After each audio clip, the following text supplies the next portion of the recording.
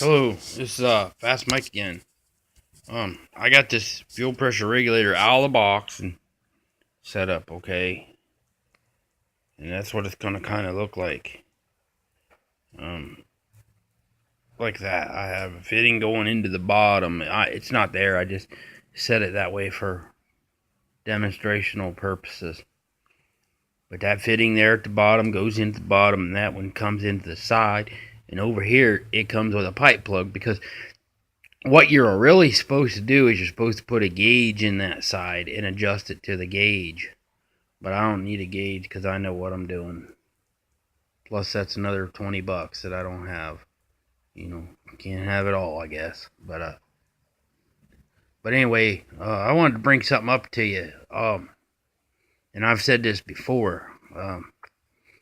Whenever you're dealing with, especially non-copper or non-brass or whatever they call it, brass. Sometimes I call it brass bronze. I think I did that the other day. My dad was picking on me about it. But anyway, though you can clearly see that those are not brass fittings or brass body threaded bosses there. But I wanted to tell you something here. Always use this Teflon tape. Okay? It comes in a roll, and it looks like, let me get it out of my toolbox here. I got some. It's all way in the back, and I can't hardly, there it is. Alright. This is Teflon. You can see it says pipe. Let's see here. Get it over here in the light there. See, it says here, you can see on there maybe. It says, pipe. Oh, not pipe. PFTE thread seal tape. But I call it pipe thread tape. But, and in this thing, it says, do not use PFTE or silicone-based sealant. But I don't see why I couldn't. Everybody does it. So I'm going to do the same thing. Okay. I just don't want you getting it up in the body of the, up inside the body of the regulator and plugging something up. That's all it is. But I'm not going to put it all the way up on all the threads anyway, just a little bit to seal it, okay? So, anyway, and I'll show you something here. When you use this, when you thread these in like so, shit, I don't have it clamped down, so I'm gonna put my finger on it, I guess. When you thread these in like this here, oh, come on now. I think this is a cheaper. The finish is not very good, and I don't really care for the looks of it. I could have bought a Holley for probably cheaper, but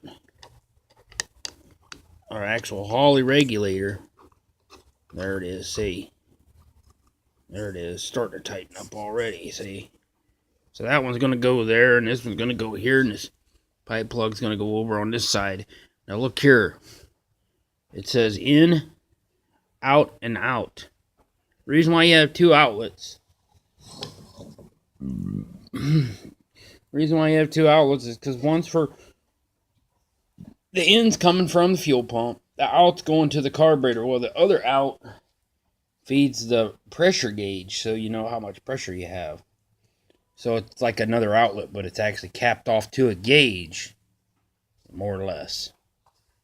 But and I wanted to tell you also, okay, when you thread these in, when you put thread tape on stuff, you need to roll it in the direction that it's tightening. Okay?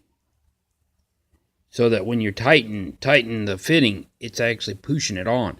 Because I've seen people thread tape it backwards, and as they're screwing the fitting in, the garage is leaking a little bit. As they're threading the fitting in, it's actually peeling the tape back off. So you need to roll it. It's actually reversed. If you're threading it to the right, you need to roll it to the left, so that the end of your tape is actually pressed on by the threads when you're turning it to the right. If you roll it to the right and turn it to the right, it'll just peel it right back off. It won't stick. And another thing you do when you're rolling this on, this thread tape, is you take your fingers and you just real lightly kind of press it down into the threads. I mean, you don't want to destroy it, but you want it to kind of bite in there. Kind of like, you know, like just kind of tread it in there, I guess. Okay, so I'll get this done and then I'll show you here. See ya.